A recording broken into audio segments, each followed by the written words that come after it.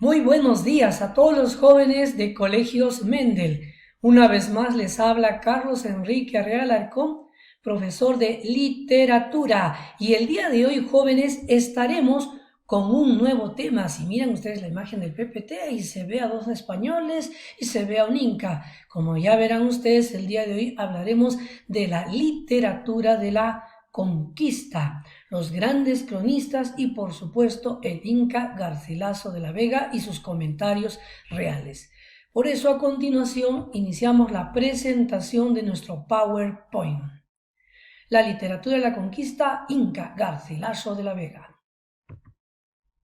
Bien, a continuación, para hablar de la literatura de la conquista, jóvenes, debemos saber que esta literatura es un periodo, como dice ahí, ¿no? Concepto, dice, es un periodo que se inicia en el siglo XVI, ¿ya? Con la llegada de los españoles a América y en el caso del Perú específicamente, con la captura del Inca Atahualpa en Cajamarca, ¿se acuerdan? En 1532. Y este periodo se prolonga hasta 1572, cuando termina el proceso de conquista con la caída de los últimos incas de Vilcabamba. Entonces, estamos hablando de un periodo de aproximadamente 50 años de literatura de la conquista.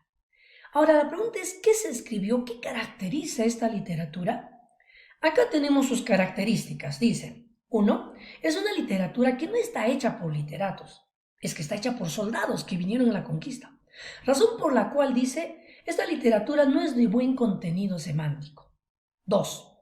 Tiene mayor valor histórico que literario.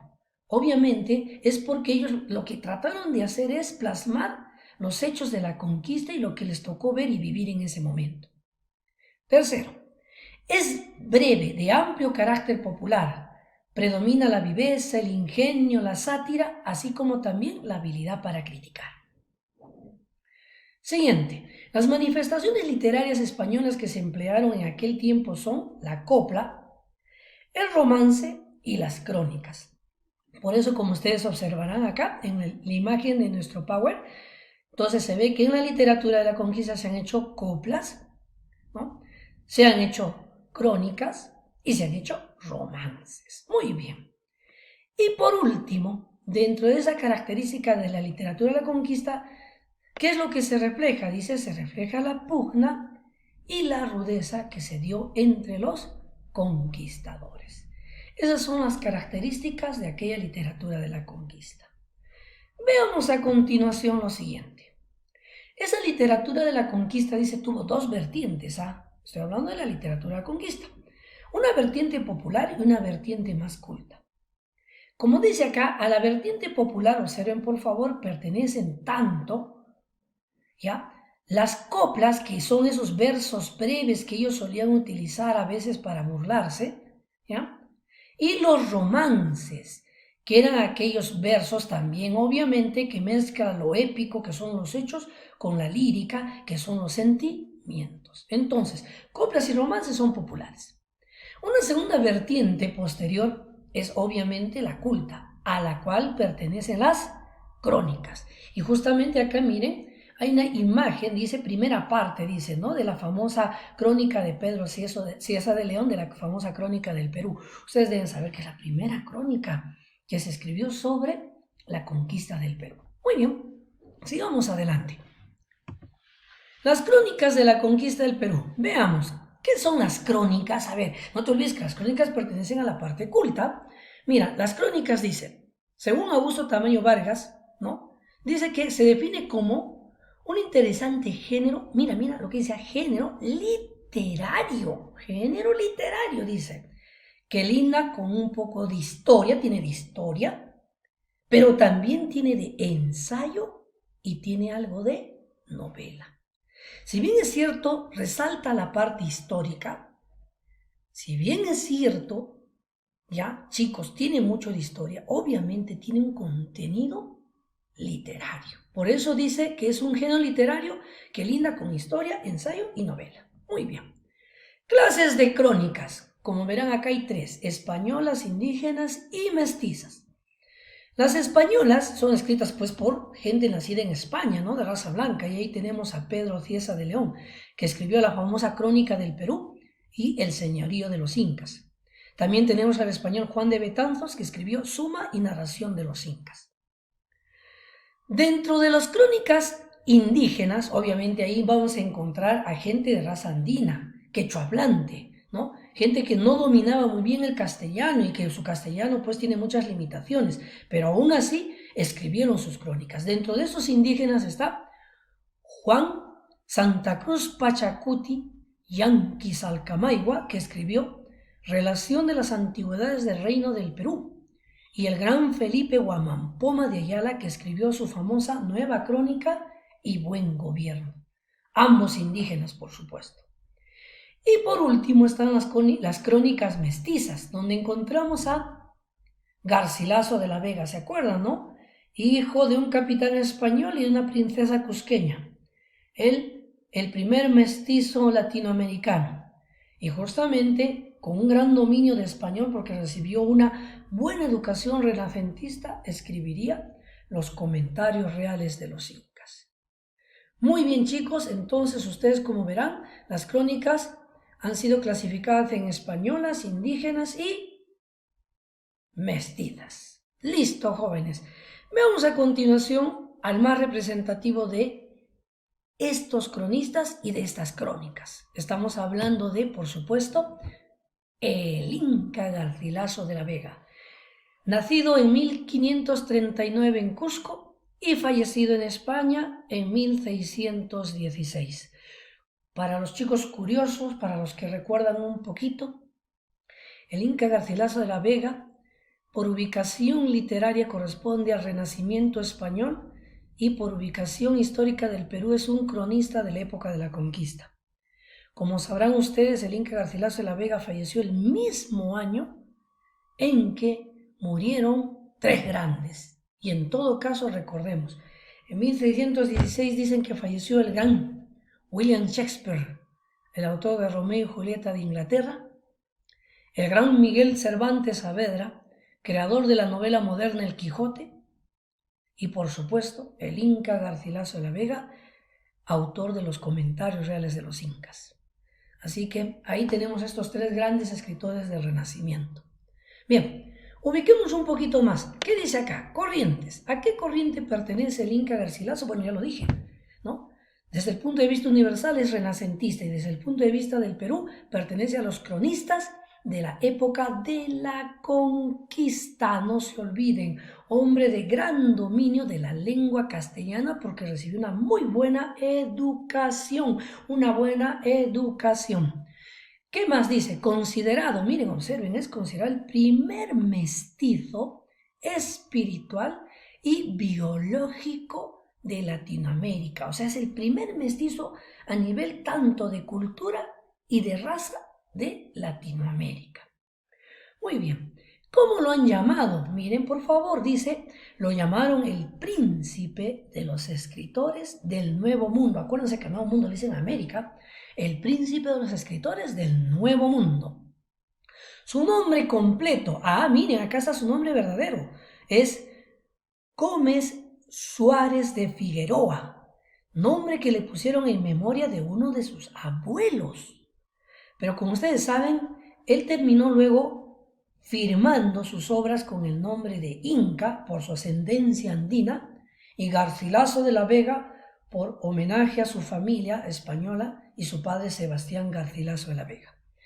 No se olviden entonces, nombre original Gómez Suárez de Figueroa, y no lo confundan, ojo, con su tío. Acuérdense que él tuvo un tío, un gran poeta español llamado Garcilaso de la Vega y Guzmán, ¿ya? Que fue poeta español. En cambio, él es Inca Garcilaso de la Vega. Muy bien. Nació, ¿dónde nace el Inca? Nace en Cusco, dice el 12 de abril de 1539, como dice acá, hijo de la princesa indígena Chimpuogyo, ¿no? Isabel Chimpuogyo, nieta del 10º Inca Túpac Yupanqui y del conquistador español Sebastián Garcilaso de la Vega. ¿Ya? Como ustedes deben saber, él recibió una buena educación por parte de su padre, ¿ya? Estuvo acompañando a su padre durante las guerras civiles entre españoles, salvó a su padre incluso de la muerte. A los 20 años abandonó el Cusco para irse a España y reclamar una herencia de parte de su papá, el capitán Sebastián, por haber sido fiel a la corona durante las guerras civiles.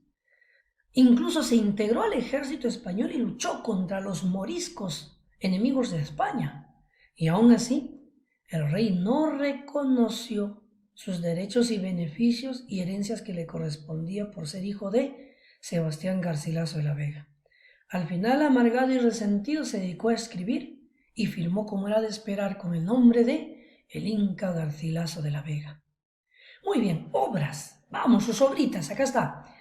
Tradujo los famosos Diálogos de Amor de León Hebreo. Fue autor de la obra La Florida del Inca, sobre la conquista de la Florida, de la famosa península de la Florida de Estados Unidos. Luego, escribió la relación de los descendientes de Garci Pérez de Vargas, justamente de sus abuelos antepasados. Luego hizo la relación de la conquista de la Florida.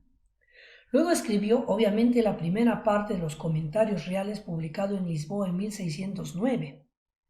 Luego hizo La conquista del Perú, obra de 1613, y finalmente salió a la luz la segunda parte de los Comentarios Reales, pero con el título de Historia General del Perú, planificado como una segunda parte de los comentarios y que fue publicado recién después de su muerte en la ciudad de Córdoba en 1617. Como verán, Comentarios Reales primera parte 1609 y Comentarios Reales segunda parte 1617, pero con el título de Historia General del Perú. Veamos a continuación sus Comentarios Reales. Este libro, jóvenes, dice que tiene como característica lo siguiente. Ojo, dice, tiene un valor ante todo primero histórico y luego literario, ¿no? Ante todo es histórico, pero por el lenguaje que maneja, ese lenguaje elaborado, ¿no? Ese lenguaje bien manejado del castellano, de los pocos cronistas que tienen un manejo así excepcional, lógicamente tiene un valor literario. ¿Ya? Entonces, primero histórico, luego literario. Segunda característica, es fuente de varias crónicas. Ha utilizado obviamente cartas, informaciones orales sobre el Perú, ¿ya? O sea, le ha recogido un poquito de todo y se ha servido de información de varias cositas, ¿ya? Muy bien. ¿Qué más? Despliega, dice, en perfecta armonía sus ideas y sus imágenes dentro del texto narrativo. Y sorpresa, sorpresa, ¿qué fuente justamente de crónica usó como información? Usó, dice, la famosa obra Historia Occidentalis de Blas Valera, obra que fue escrita en España y que luego de un incendio casi todo se quemó, y que los pocos restos que se logró salvar de esa crónica de Valera, Garcilaso lo usó como fuente para escribir luego sus grandes Comentarios Reales de los Incas. Postdata, me olvidaba decirles, ¿por qué le llama reales? Porque él sostiene que es una crónica mismísima, real, porque él vivió esos momentos de lo que le tocó escribir. Es decir, es una crónica verdadera. Eso es lo que trata de decir. Muy bien, luego sabemos que la obra tiene dos partes, así que vamos por la primera. Primera parte, dice, publicada, acuérdense, en Lisboa, Portugal, en 1609, y consta de 9 libros. ¿Ya? ¿De qué habla? Los temas es temas específicamente de los incas y de su civilización. ¿Qué es lo que predomina ahí? Sus recuerdos de la infancia del autor.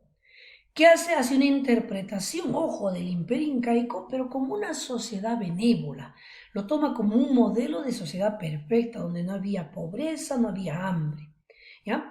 Y habla desde el inicio de los incas y termina con la conquista del Tahuantinsuyo. Entonces comienza desde los incas hasta el momento en que el Tahuantinsuyo empieza a ser conquistado. Muy bien. Segunda parte, la segunda parte, ¿se acuerdan, no? La historia general del Perú. Publicada póstumamente en 1617 y solo consta de 8 libros, uno menos que la primera parte. Se publicó con el nombre de Historia General del Perú. Sus temas trata desde la guerra civil, obviamente, ¿no? La conquista y la guerra civil de los españoles, entre ellos cuando se pelean, y la creación e instauración del virrey nato. La obra culmina cuando se ejecuta al último inca de Vilcabamba, Túpac Amaru I, en el gobierno de Francisco de Toledo en 1572. Postdata, esta obra en algún momento fue prohibida por el Consejo de Indias, prohibida para que lo leyeran justamente en nuestro país, porque podía fomentar la insurrección, ¿no? Las ideas emancipadoras. Muy bien, argumento los comentarios reales.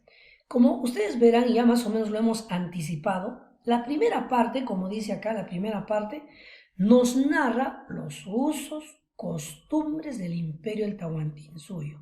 Nos da a conocer su cosmovisión, su religión. Habla sobre la flora, la fauna, la minería, el valor que le daban al oro, la plata. Habla de los animales, sobre todo los camélidos, como son la llama, la alpaca, la vicuña, la finura del pelo de la vicuña. Y por supuesto, chicos, de la hojita de la coca, que era tan importante, que era una planta sagrada en aquel momento. Pero por supuesto también habla de los 4 momentos de la historia inca. Habla desde el momento de la fundación, cuando Manco Cápac y Mamahuyo salen pues del lago Titicaca y fundan el Cusco, ¿no? Pasando a la etapa en que los cusqueños se confederan con mucha gente. Luego la tercera, que es cuando ellos obviamente forman un gran imperio con Pachacútec, ¿se acuerdan? El Inca, Tupac Yupanqui, Huayna Cápac. Y por último, cuando se desata la guerra civil entre los hermanos Huáscar y Atahualpa. Toda esa parte está obviamente, el primer libro o la primera parte de Comentarios Reales publicado en 1609. No olvidarse, entonces, que en la primera parte encontramos la historia, la civilización, costumbres, creencias, cosmovisión de los incas. Segunda parte. ¿Qué hallamos en la segunda parte? Como dice acá, se aboca a la guerra de conquista del Perú, o sea, el periodo de la conquista, pero también las guerras civiles y fratricidas entre los españoles, que se trataron de repartir pues los restos del imperio. Acuérdense que se pelearon pizarristas con almagristas, luego obviamente conquistadores contra la corona española, ¿no? Pero también habla del asentamiento de los españoles en nuestro territorio hasta cuando se crea el virreinato y se ejecuta al último inca de Vilcabamba, ¿se acuerdan? Túpac Amaru I, en el gobierno de Francisco de Toledo. También acá en esta segunda parte se hace una justificación de la conquista española y de los abusos que cometieron los conquistadores. Esto es, chicos, en resumen, la gran obra del Inca Garcilaso de la Vega. Muy bien, jóvenes, nos vemos en una siguiente edición. Gracias, jóvenes de Colegios Mendel.